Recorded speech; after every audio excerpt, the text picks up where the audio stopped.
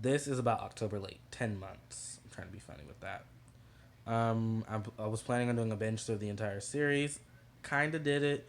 Forgot to do the final thoughts, which I'm doing now, since it's almost a year, and the world's ending outside our front doorstep. So you got literally nothing but time. Um, so this is probably it's mostly going to be overall character impressions, ranking. Well, not really a ranking. Well, a little bit. Relationships overall, how I felt about each one, and then just final thoughts. But even in those first two, it takes a lot. So let's get started. First off, Andi Mack herself, the titular character. She, it was an up and down with her. Some episodes I was on her side, others not so much. Hers was the literal actual thing of the show, coming of age, finding herself, experiencing life a little bit, or whatever little life she did experience. So there was that. Um, at times, I think her parents let her get away with too much. I'll also discuss when I get to them. But other times, I was probably on her side. But like I said, she could be annoying at times, but other times I was on her side. So like I said, it was episode by episode. I judged her. If she was annoying, she was still annoying. If she was annoying in the previous episode and she continued, then she was still annoying. Didn't mean I didn't like her, but she was still annoying. And then if she changed and she went back to being really likable, then I was like, I like her again. So it was like bouncing. But overall, I think I liked her more often than I didn't. So, like I said, overall, still a good character. Not my favorite female, but still a good character. Buffy. Buffy, the basketball slayer. No, but anyways, Buffy had her own journey. A small one, very small. If you weren't really paying attention to her character, you would have missed it. Like hers was from the beginning to end. Buffy, from the beginning, she was that character who tried to do everything herself, especially in her sports. She did everything. She was like full forcing it. She was like, she had the, she's a sore winner. She's a sore winner, and she likes to feel like she earned it. And then she also doesn't really like relying on other people because she just, I don't know. I won't say she thought she was better than everyone. She probably did. I wouldn't put it past her, especially, but she was very competitive. And like in that first season, she even ruined the relay race for them that they needed to win, and they could have won. And that's my point. And then she thought she won it for them, but they were disqualified because only Buffy ran, and so she took it upon herself and ruined the entire team with that judgment. And so, like I said, she had to learn to let that go, and then she finally learned what the meaning of a true team was when she had to coach the girls' basketball team that she created. She saw that it was better to fail and fail with friends, fail as a team, than succeed all alone with no one to share it with. At least when you fail with friends, you got people who are going to pick you up and you can bounce back. If you're all alone with that success, who cares but you? And she had to learn about that. And I like that. I like she grew a little bit, especially when it came to that. She let her competitiveness go, especially when she could see the same in another character, and She Who Shall Not Be Named. She could see it in her too, and she was like, "Is that what I was really like?" I was like, "More or less, yeah." She's a low rank copy of you, but yeah, exactly. You were kind of that competitive. You always boasted about your skills and all of it, but Buffy, like, I learned the difference of what to do. She learned how to be better with it. Um, Although it kind of looked like she didn't when Marty from the party came back and they did a marathon and Buffy like near line collapsed and died on the field, and it's like we knew this was coming. I mean, it was even within the thought she was just and just fainted. I'm just like, bruh, chill out. He's been preparing for this. You can't just like he said, you can't run a marathon just because you want to. You got to train your body to run that. But anyways, but like I said, overall, while not my favorite female character, again, I think she's probably like second best. Second best for me. I can definitely say that. It's safe to say second best. Um, but yeah. Then we have my favorite female character. Celia. And so Celia, to an extent, I always enjoyed her. Even when she was tight fisting her control on Andy in the first season, she just, I don't know why. I understood why she was doing it. I understood why it was hard for her to let go and overall. And see, that's because Celia was funny. That's because the reason she's my favorite is because there was hidden sides to her. We got to explore some of those hidden sides. Um, we got to explore some of those hidden sides, and I don't know. Like overall, I just found her a very fun, enjoyable character from beginning to end. Even she was her for me. She was at her most funny when she was petty. Probably no, exactly when she was petty, because Celia took it to a whole nother step. Like she was petty, but she also knew how to get even. Like in the first season, when everyone found out she wasn't Annie's mother, she was her grandmother, and that lady next door clowned it, tried to clown her for it. She turned it to full force on the hose and just sprayed the chick, and I was like, bruh, Celia, why can't you be like this every day? You know, that was hilarious. I lost it. I was like, you deserve that, lady. It was like, oh, stop. I'm like, nah, you deserve it. She's like, she just kept trying to water her like she was a plant. I was like, bruh, hilarious. And so, like, she kept doing stuff. Then she had the moves in the dance. I was like, and enjoyable. It also helps that the actress was from Friends. She played Julie. She played Julie, and on Friends, she was Ross's girlfriend for like the first half of season 2, first part of season 2.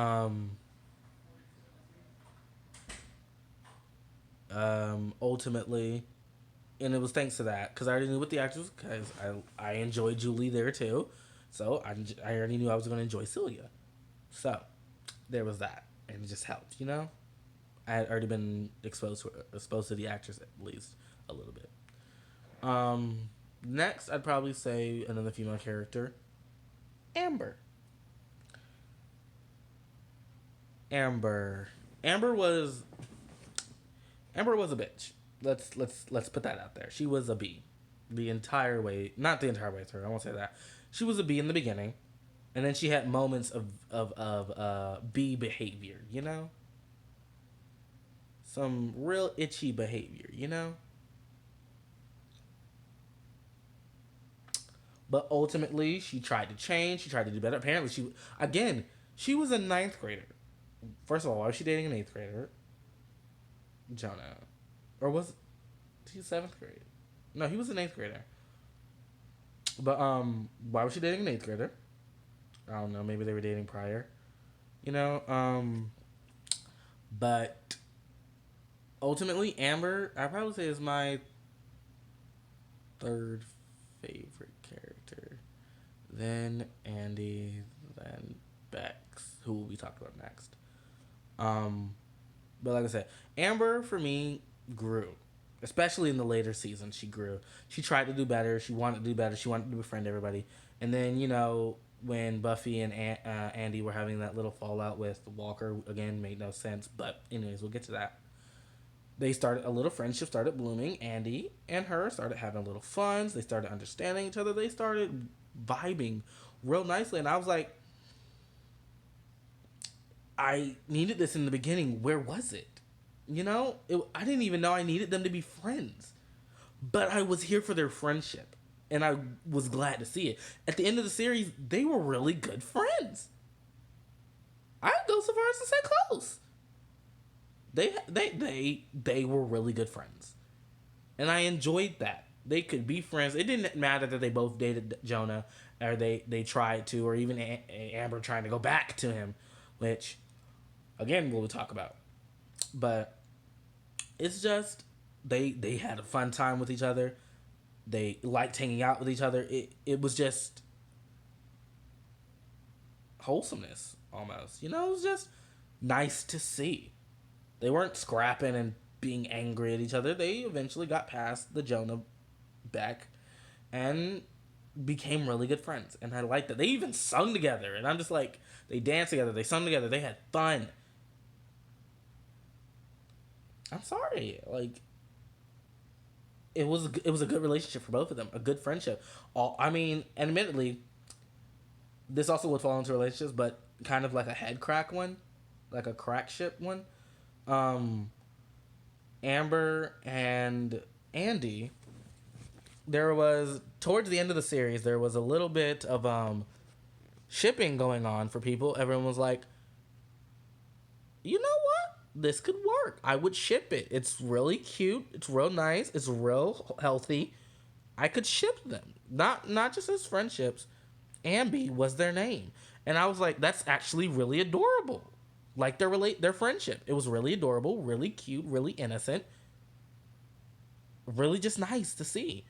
And I was like, you know what? If they want to make Andy bisexual, have her be the second, I would kind of think it would be taking a little bit away from Cyrus, but also Cyrus is fully gay and not bisexual, so it could have worked. But at the same time, made them both bisexual girls. Could have. I'm not saying they should have, but if they had gone that route, I wouldn't have been opposed to it. I would have definitely been shipping them. I actually did ship them too. Ambi was pretty nice to see. It also isn't because I have words for a certain character that they both had history with, but that'll come later when we talk about the boys. Um, but like I said, Amber overall didn't like her in the beginning, but she warmed up to me in season 2, and then just season 3, I just enjoyed the absolutely. Anytime she was on my screen, I knew I was going to get something good because that's all she brought to that season was goodness, and I was enjoying it. Like, their friendship wasn't that long in the show, like in the span of the show, because it was literally like, I want to say the back half of the show, but it was really enjoyable to see, really nice. It was just overall a good relationship, and I enjoyed it. And it really made Amber a better character, especially also her partnering with Cyrus. I almost forgot that. Amber and Cyrus was a nice relationship too, and he helped her. He kind of helped her unpack. Was kind of legitimately her first friend, if we want to be honest. And Buffy was like, "What is with you?" And Buffy was like to Cyrus. Buffy is like, "What's with you?" And befriending former enemies, or befriending, you know, I guess you could say enemies. Because for her it was TJ, for Andy it was Amber. Former enemies. He was like, I was just like, that's not even Cyrus. He doesn't go out seeking them. They come to him. He doesn't go out trying to befriend them. They just end up befriending him and enjoying being in his company. And Amber really needed a friend like Cyrus, and that allowed her to start again, even with TJ. And we're going to talk about Cyrus being the best male character on that show. But like I was saying, Amber, thanks to that relationship, really opened up. He even allowed Amber to even be a thought or a possibility. Because if it wasn't for him, she wouldn't have befriended any of them. She would have just silently hated them or silently been from the distance, and we wouldn't have had her anymore. And I don't want that. Like, after seeing her, and I was like, thank God they went this route, because I want her in the show now. She's not annoying. She's really good, and I enjoyed her, and that's what put her in number 3. That's why she gets number 3. Then we have the final female character. Actually, there's some others, but they're just trash, and they won't get that much. But except for one who gets nothing. But we'll talk about She Who Shall Not Be Named a little bit later.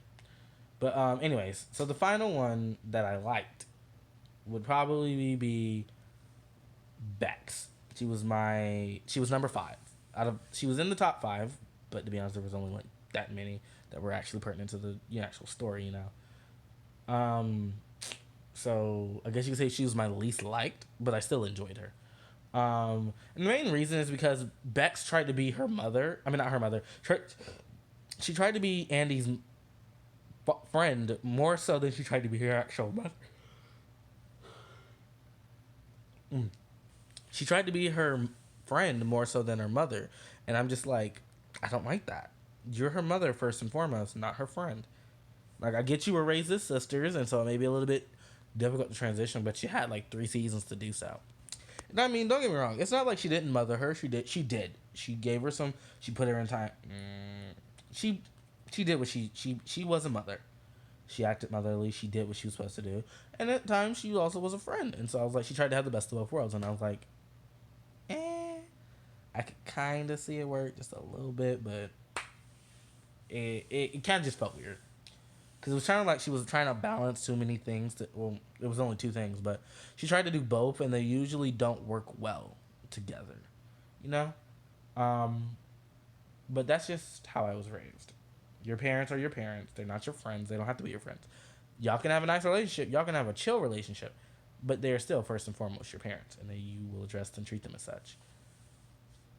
Um, but yeah. Like, overall, Bex, I enjoyed her. I liked the air of mystery in the beginning. Like, we didn't really know her full story. I really want to know, who was that guy that she put in the Pop-Tart box, or what I guess you'd say what they would call Pop-Tarts, or what they called Pop-Tarts. Can't remember. Were they what, Fruity Tarts? I don't remember. That pastry box they had that were Pop-Tarts, low-key. Then she put the picture in there, then she ripped it up and put it back together. She was like, he can't go in there. And I was like, is this going to be a plot point? You know, everyone was wondering, is this Andy's father? Turns out not her father, but it was just someone she wasn't ready to let go of, right? And I was like, I kind of liked it, but at the same time, I kind of want to know just a little bit more. Like, what happened? What was it? Who was he? You know? But she said she was a passerby, and I was like, that's not how you treat a passerby. But anyways, so like I said, ultimately, overall, I enjoyed Bex. Very, she was very interesting to an extent. If I had to be honest, I enjoyed her. I will admit. Now,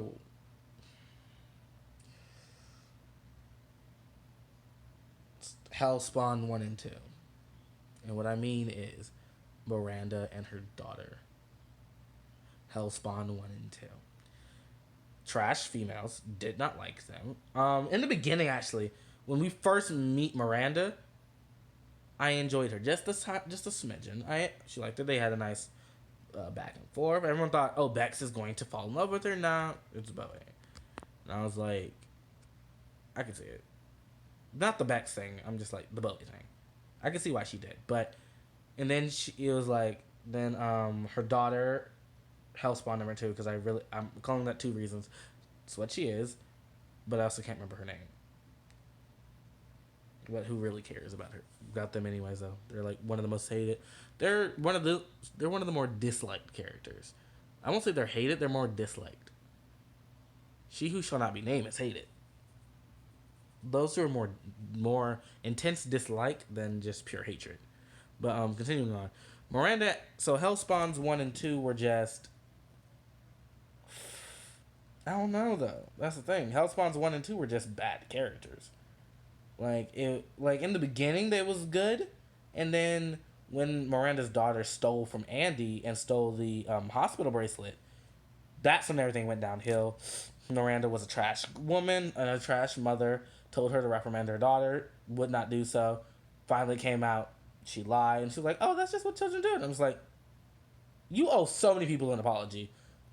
Luckily, broke up with her. She came back a few times. The girl did not change. We thought they were going to change. They did not change at all. The little daughter over here disappearing, and she's like, she plays this game. You need to handle this girl. You need to handle this girl. And so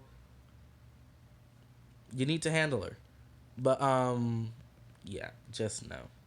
Can't do it. Then she who shall not be. You know what? Nah. She who should not be named gets nothing. Don't like her. Never liked her. She was garbage from the beginning to end. From her first appearance to the last. Just all around hot, steaming, dumpster fire garbage. That's it. That's all I'm going to say. The actress did great. The actress was good. Don't send hate her way. She did her job. She did her role good. We were not supposed to like this girl. and she played her well.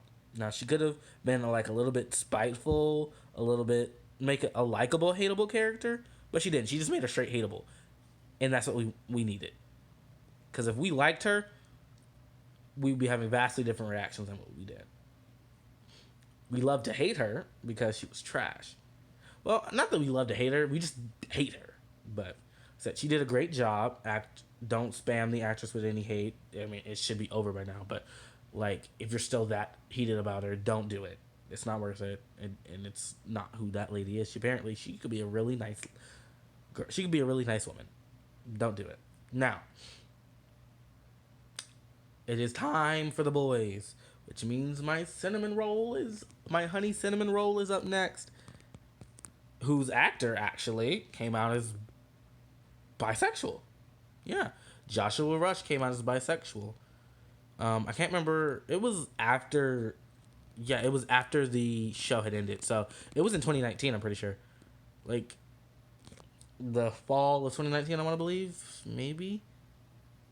Because it wasn't nowhere towards the end. It wasn't like November, December. It was like from August to, yeah, I would say like August, September, and October. Like those, one of those 3 months. It was like there. That's when it was, that's when it was, that's when he came out. I can't remember what the exact day was or what month it was, but it's in that range, I'm pretty sure. Now, Simon, I said Simon, bro. That's another cinnamon roll from another show. No, Cyrus. Sorry, Cyrus Goodman, the gay Jew. Let's be honest. He is the story of acceptance. He learns to love himself despite being a little bit different than the average boy. But he also learns there's nothing wrong with being different. It makes him who he is, and he just has to be who he is. And and he grew. Basically, his was he also had a coming of age, sexually with his sexuality, but also with just knowing that he's a little bit more brave and a little bit stronger than he actually believes himself to be. And that's thanks to my second favorite character, who's will be talked about next. You know who he is. And it's thanks to the second character that a lot of the stuff that Cyrus did in the back half in season 3, 2 and 3, boosted his confidence. Like, he went from being shy, a little bit meek, never wanting to rock the boat, kind of wanting to rock the boat, a little bit stronger, kind of a little bit of a troublemaker. How can I put it? He just does more. He just starts doing more. He starts enjoying life a little bit more. He's like, I'm not going to put limitations on myself. I'm going to try at the very least. And if I fail, I fail. If I succeed, I've got something else new to try now. I got something else to work on, And the other, number 2, my second favorite male character, really helped him with this. So, ultimately, I liked, well, this will also be in Final Thoughts, so I'll probably save it till then. But anyways, continuing on, well, not really continuing on, but like Cyrus is just a honey cinnamon roll. From beginning to end of the series, he rarely did anything I didn't like. And by didn't like, I mean I actually wanted him to stop because it was physically just bad. It just made me cringe. I mean, there was cringe, especially when he came back and there was like the hat and the accent and everything. And I'm just like, if I didn't love you as much as I did, I wouldn't be able to laugh. I loved him. Even with that moments where it was just awkward and annoying, it was still enjoyable to watch him do it because he was just being, Cyrus.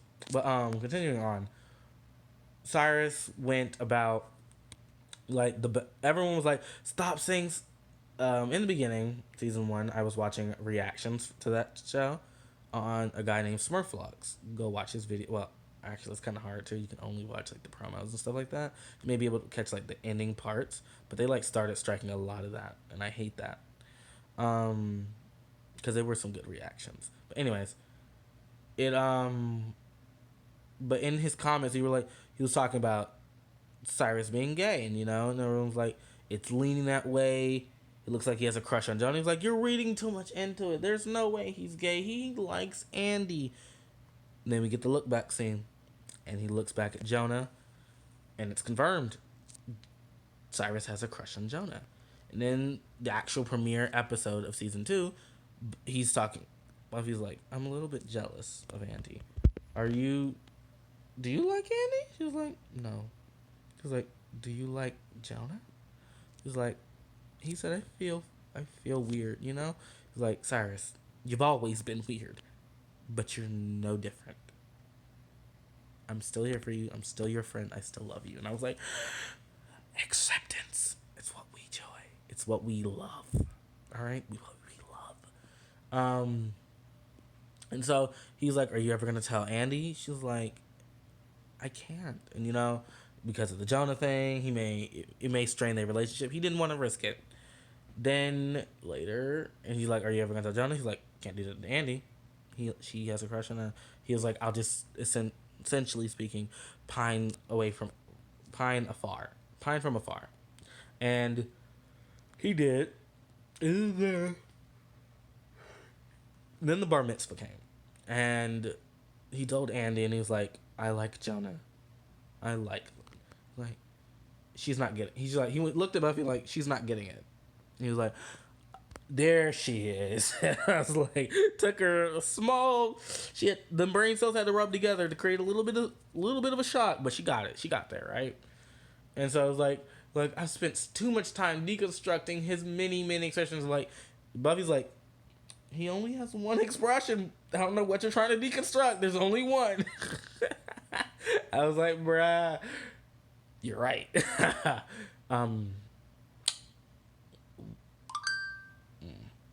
But so yeah.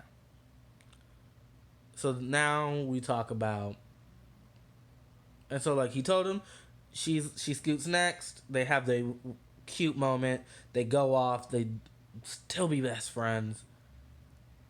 And then he starts learning to stand up for himself. Do a little bit more. Go have fun. And it's all thanks to my number 2, which is a good segue into number 2, TJ Kippen. And the reason why I say TJ Kippen is my number 2 is because he actually had a story. He was rude, obnoxious, foolhardy, reckless, manipulative, all a bully, all types of things. Arrogant, conceited. There was a lot to unpack there. But bit by bit, episode by episode, every time he was in it, they confronted a little bit more, changed a little bit, did a little bit of work. Eventually get into the TJ we all know and love from the back half of season 2 and season 3. That is the TJ we love. An understanding man. A man who understands what he's done, tries to apologize, make amends. That is what we love from TJ. Character growth. And we enjoy it because he really did get that character growth. But no. TJ, in the beginning, was a rude character. I'm not going to lie. I didn't like him. I was like, ugh, you rude person, right? You idiot. He was a douche. He was a bully. Of course. And so, and he was just taunting and messing with Buffy constantly. I was just like, I don't like you.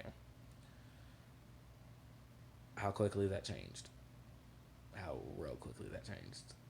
When Buffy had to tutor him in math, so he didn't get kicked off the basketball team for bad grades, or even getting help back because he's failing math. It's just, I don't know, because TJ just didn't do right. And then she was like, all right, I will help tutor your math if you can help my friend get a chocolate chip muffin, right? The beginning of the end for my love life. Not even my love life. I don't know why I said that. Beginning of the end of me. Who knew that I'd be so enwrapped by this one exchange, and then several others to come, that they would just ruin my life, They just played with my heartstrings. And I was here for the pain. Here for the angst. Here for everything involving both of them. He helped Cyrus get it. told him to be confident and act like you own it and just go get it. And Buffy's like, he can't do that. It's like, hey, don't tell my man what he can and can't do. Own it, confidence, get it. Cyrus walks ahead, gets it. They start yelling, and he's like, hey. TJ's like, hey, he's with me. And he looked around like, who gonna do something? Yeah, that's what I thought. He's like, I need at least a B, and left. You know? Then they try. TJ just be guessing. And then Buffy does some work. Turns out he has dyslexia. His brain has a hard time interpreting words and numbers. And it causes him to incorrectly do things like reading and math. And so it makes it incredibly hard for him to, and he just has to work a little bit harder. You know, eventually he started learning strategies to help him cope with this. He just started learning, like, this is my lot in life to play. And I'm going to play it, and I'm going to still succeed, right? Then he went for the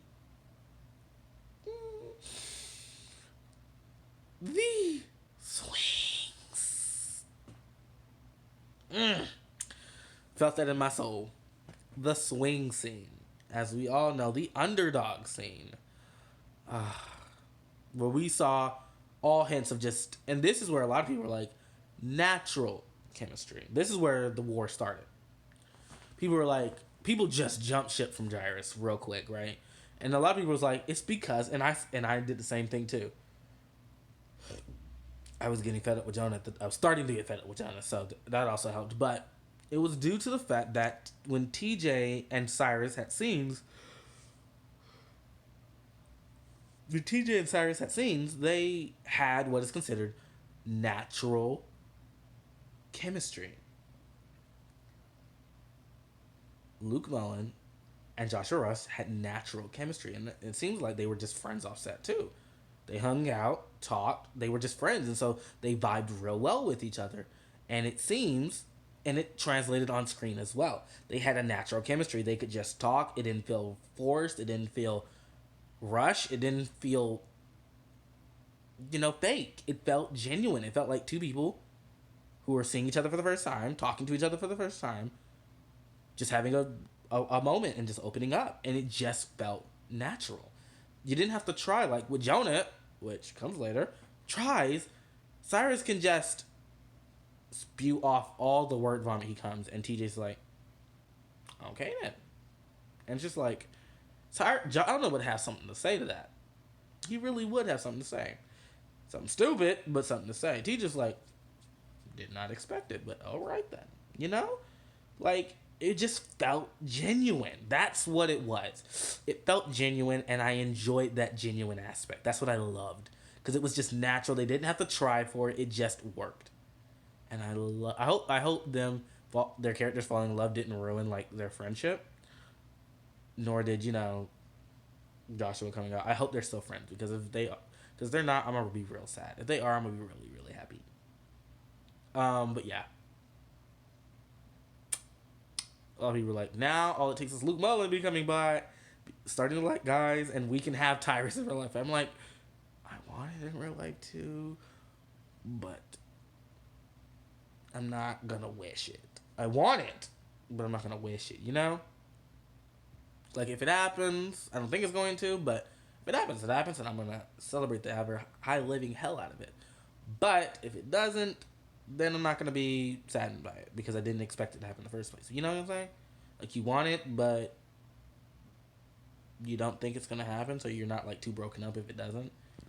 But anyways, there's a, what's it called? But, like, in that genuineness TJ starts opening up to people. He starts learning how to deconstruct all of his traits and just learn how to be he basically opens himself up to people and allows people to see his real, authentic self. And that's what Cyrus kept trying to push. You don't understand what TJ's really like. You don't know. And that's because TJ hides TJ. TJ doesn't hide the real him. He doesn't let people see the real him. The only one who's seen it is Cyrus. And that's because he feels most comfortable talking to Cyrus. Then he starts showing it to Buffy, and I guess you could say Andy too. Maybe a little bit to Jonah. But yeah, so it makes sense. It just makes sense, and I enjoyed the ride for TJ. It just felt nice, you know. He went from being the douchiest of douche to being a pretty decent guy, someone you could root for, and someone I did, and thank God I did. But moving on to number three, Walker.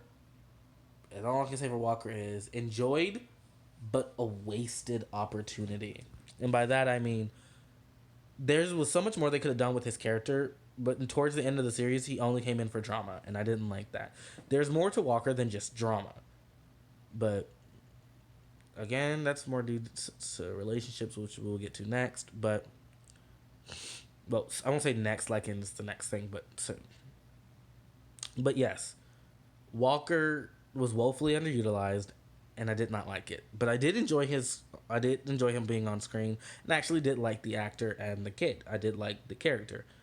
I just wish they used him more and used him in the right ways, because he just felt like wasted potential and effort to bring him in, get him around the group, and then to an extent just make him for drama. That's just like wasting his character and his character's story and potential. But whatever. There's also theory that at the end of the show, Andy goes to art school or art high school basically, and Walker's already there, and they're gonna meet up again. And I'm just like, I hope to God they do, because that's something I want. Wendy all day and night. I'm not as much a fan of them as I am of Tyrus. Tyrus will always be number one in my OTP. OTP always OTP. It will always be my OTP. But Wendy was pretty dang good, and I actually liked Andy around Walker. And it felt like it had that natural feel. There was something drawing them together. They worked well together, you know? They worked well together.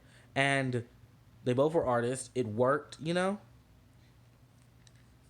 It just worked, and I liked that. And they just wasted him. That's my biggest like pet peeve, is they just wasted his character ultimately.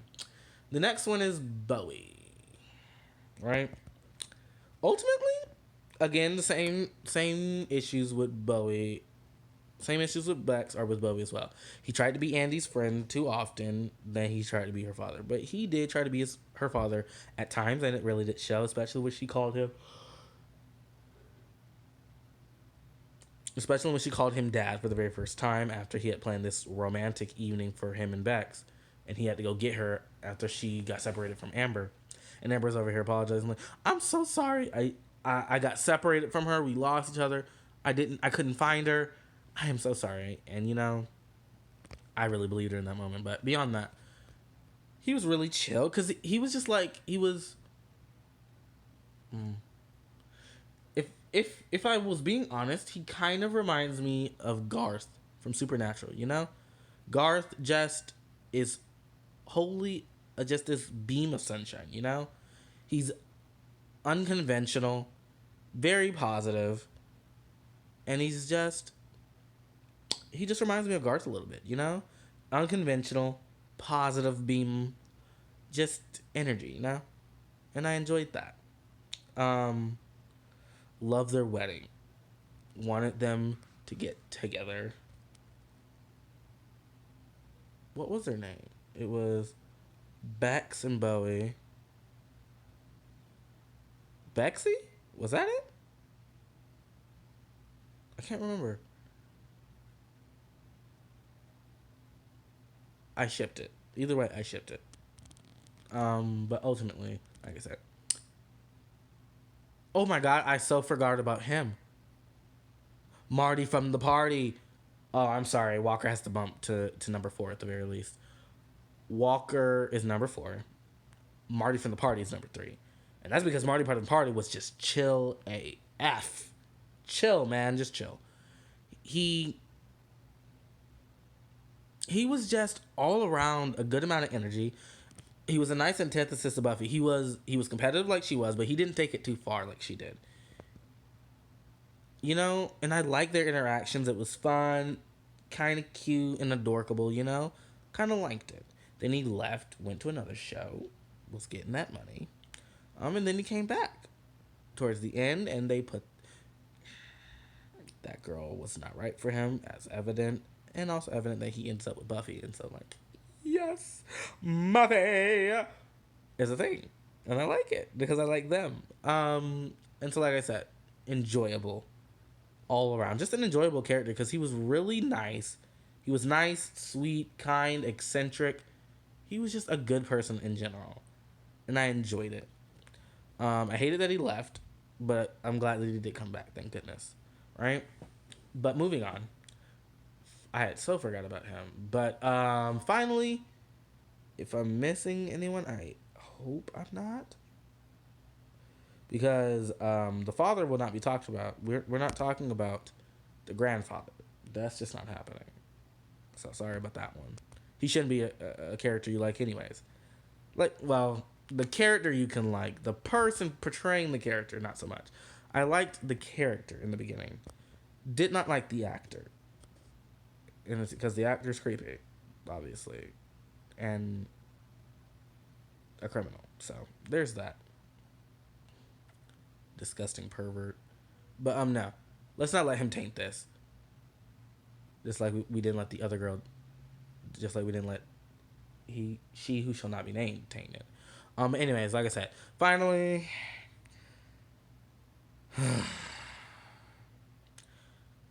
It's his turn. Jonah. This is probably going to crest an hour, and I don't like that. Jonah is just... Dang. Jonah is... I don't know. Jonah's just... Jonah. To be honest, people like... Just because that was... Listen, that was a sigh of exasperation, meaning he exhausted me to no belief. That does not mean I hate Jonah. Because, to be honest, to hate Jonah would mean I would have to actually care what he does. And arguably, it's worse when you don't care about a character anymore. If you hate them, at least they still have some presence in your heart, right? If you just, like, you don't care anymore, they done left your thought process. It's gone. It'd be hard for him to come back, and he rarely ever did. And towards the end of the show, never did. I was just done with him by the end of the show. Like, I don't hate him. I don't like him, but I don't hate him. It's more so just Jonah was... He exasperated he exhausted my sympathy for him. He just exhausted me. God, he exhausted me. Like, first it was the phrases he would say, like, docious magocious. I'm like, no. Like, in the beginning it was cute, the stuff he would say, but as time wore on, that stuff got real annoying real quick. And he just kept doing it, and I'm just like, stop. Then you bring into the fact there's a matter of he's so oblivious and naive that he doesn't understand anything. Relationships, people's feelings, none of it. And that's why I stopped shipping him with Cyrus, because I'm like, I'm not going to subject my honey cinnamon roll to this man, this boy. No. You were like, well, the only reason he treats Andy like that is because he likes guys. I'm like, first of all, there is no evidence to support that whatsoever. This kid just doesn't know what he likes. This kid just doesn't know who Jonah is. So, first of all, when he finds out who Jonah is, then you can possibly say stuff like this. But to this day, Jonah doesn't even know who Jonah is. Maybe he found out later in life. So, hopefully, he found out who he was. But, yeah. Ultimately, I got so exasperated. I was so exhausted by this character. I towards the end of the series, I just gave up on him. I was like, I can't. I tried to care about you, but it's just not happening. I could care less if you're on my screen. I could care less if you have good moments. Like, I just couldn't care anymore. It really just got so bad. And to be honest, he's like the final male character anyway, so I guess you could say I didn't like him. Like, I didn't hate him, but I didn't like him either. He was just like, I didn't really care for him actually. I'm not talking about like I wish he was gone. It was more so I was just like, oh, it's Jonah. Okay, like I just it is what it is. He's on my screen. I might as well just suffer through it. Especially that Amber relationship at the end. I'm just like, I tried to be here for you. I tried. And he just handled it all ways wrong and exasperation. And I just couldn't do it anymore. I was like, and I'm done caring. You're dead to me now, Jonah. I don't care. Whatever you say, whatever you do, I don't care anymore. Nothing he did recovered me from that because there wasn't that many episodes for him to recover from, anyways. Like if there was a season 4 with them with them starting off as freshmen in high school, then yeah, that makes sense. But there was nothing. We were ending season 3, and that was it. They graduated they were graduating into basically freshmen in high school, and they were going their separate ways. Ultimately, I could literally care less about his character. On a rewatch, I probably would care even less than that. I may even start hating him. So we're not gonna do that. We're just gonna make him. I don't care anymore. I just don't. So that is that. Those are the people most pertinently to the plot. I mean, there are a few characters here and there, like Metcalf, who was like a weird principal and just weird. But ultimately, those are the people I really just attach myself to. But let's get into these relationships, right? Friendships. The friendships between the three main the main friendship of Buffy, Cyrus, and Andy was wholesome. I enjoyed it. It had its ups and downs. They had some squabbles, they had some fights here and there, but they always came back for each other. They always stood by each other's side, and I enjoyed it. Now, Andy and Buffy had a rough patch, especially when Buffy started dating Walker, which I'm gonna talk about it. Shouldn't have happened. Doesn't make sense. They have nothing in common. There's no reason. Not even there was no showing that they were talking to each other. None of it. It just, oh, she's with Walker now, and then we're just supposed to be like, okay, when, how, reasonings don't exist, you know. But yeah, didn't like that relationship. Andy got salty, and then Amber comes in. Amber's trying to befriend Andy, and then she also ends up befriending what's his name, Cyrus. I don't know why I forgot my honey cinnamon real quick, saying his name so much. But yeah, she befriended Cyrus, and through Cyrus became a better person, just like TJ did. Cyrus is just great. Can we just admit that? Admit that in the comments. Cyrus is a great character, just beautiful. A honey cinnamon roll.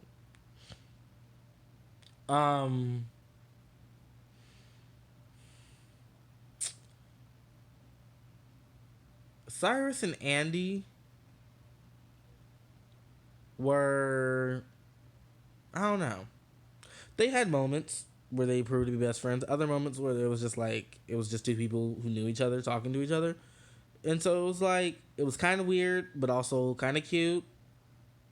It was interesting to say the least. Their interactions were interesting. Not like there were moments when you knew that they were like best friends since childhood, right? Other times it was like they just met like 3 years ago, you know, or a year ago. That's what it felt like to me, at least to me. I'm not saying that's what it is. I'm just saying to me that's what it felt like, you know.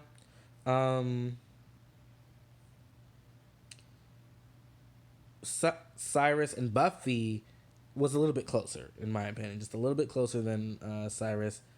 And it's like Buffy was like the center, like the middle person. She pulled at both of them, you know? But ultimately, the relationship was a strong one, good one. They all supported each other. Andy and Buffy supported Cyrus when he came out.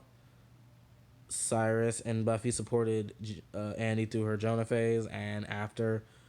And they supported, well, Andy really didn't, but Cyrus tried to. But ultimately supported her when she did her basketball team and all of that. Cyrus tried to get apologies for Buffy. Andy even apologized. Andy also apologized for how she acted with Walker. But ultimately, like I said, moving on. Okay, let's get this war out of the way first. Jairus versus Tyrus. First, we already know where I stand. Tyrus, the priest right here. The Book of Tyrus was a holy book. All right. Ultimately, kiddings aside, Tyrus was the better of the two. Let's be honest with ourselves at this moment in time. You've had it almost a year too. Tyrus was the better of the two. Just plainly. Even if Jonah came out as bisexual or pansexual or whatever, or even asexual or whatever, and said he liked guys as well, TJ was the better person for Cyrus. Just overall. And the reason being is, everyone was like, well, Jonah was the person to start making him confident. No, it didn't. Jonah got his arm broke trying to get this boy to skateboard. TJ made sure this man motorbiked, which is arguably more dangerous. Made sure he knew where the brakes were, how to hit the throttle, how hard to go. TJ did not send his boyfriend out there without backup, bruh. That is what I'm talking about. Jonah says he was there for Cyrus, but not really. I mean, he was his friend, no lie. I'm not going to say he wasn't. But I'm also not going to say Jonah really did as much as people wanted to say he did. TJ did way more. TJ actually got him to do a tumble. TJ actually got him to start speaking up for himself. TJ actually got him to actually admit he had some confidence. TJ actually got him to motorbike. Arguably, TJ did Jonah's job better than Jonah. Now, that doesn't mean Jonah and Cyrus weren't good friends. They were good friends. A relationship was not it because Jonah was not it. Just not good for my baby. Also, Jairus felt forced. It's like he tried to make it, he wanted to make a thing, while Tyrus was just natural. It was just a good progression. They got closer and closer and closer until they finally became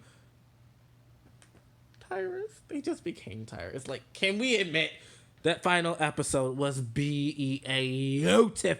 They didn't even have to kiss or snuggle up close. The handhold threw me over the top. I just couldn't, man. I was like, I just freaked out because I enjoyed myself so thoroughly in that moment. You have no idea how much I have been waiting for this. And to be fed, I was full that night. I was full that night, right? But continuing on. Even though Tyrus had a little bit of a rough patch, thanks to She Who Shall Not Be Named, still better than Jonah. Still better than Jairus. But anyways, even though he even comes out to Jonah later, he's like, you think you'll ever tell him? And he's like, nah. But who knows? I told him I was gay, and he surprised me with that. So who knows? I may tell him one time. Then TJ literally comes in and so thoughtfully, and I was like, challah. I was like, this boy looked up the word, found the food, and brought it. He took time out of his day to do this for his boyfriend. Tell me that's not supportive. Tell me. Oh, I'm crying over them because they're so beautiful and wholesome. Oh, so beautiful and wholesome. All right. Now, here's another ship that should have went somewhere but didn't. Wandy. Walker and Andi actually worked well together. They had chemistry. It wasn't as forced as it was, again, with Jandy. Jonah had forced chemistry with almost anyone, including Jamber. Yeah. Jamber. And I was just like, yeah, even the name it didn't even work. But anyways, Wandy was better than Jandy. Ambi's better than Jamber. But ultimately, Wandy was cute. And I liked that. And they actually worked. Jonah over here being jealous about... She got some fresh kicks. All right, let's be honest. She got some fresh kicks from Walker, and I'm glad she did. To be honest, I would have chose Walker. Like, wholeheartedly Walker. Like, she moved on, and then this boy Jonah brought him back. She's like, I miss you. And I'm just like, ugh, stop. She's moving on. Let her go be with her man. And I was like, and I kept telling Andy, pick Walker, and she picked. No, I was like, I'm tired. I was tired. I was tired, bro. I just was tired. I was tired of it. So I was like, I'm done. I don't care. I care about Andy. I don't care about Jandy. I didn't care about Jonah either. So I also thought he was using her to so he wouldn't have panic attacks again. Again, toxic. Nothing about this boy sounds good right now. But I mean, he had moments of being a good friend, of understanding and all that, and accepting. So ultimately, this needs to wrap up now. Overall, this show was pretty good. I like the diversity of Asians. They had Chinese New Year twice on this show. We also saw Cyrus come of age with his bar mitzvah. Military families, a little bit of African American with the hair, thanks to Buffy and having to straighten it. Mental things like panic attacks and dyslexia. Opening up to your true self, acceptance, just homophobia. Overall, show was a decent. And if you want to wonder, if you wondering about watching it, please do treat yourself to it. You won't be disappointed.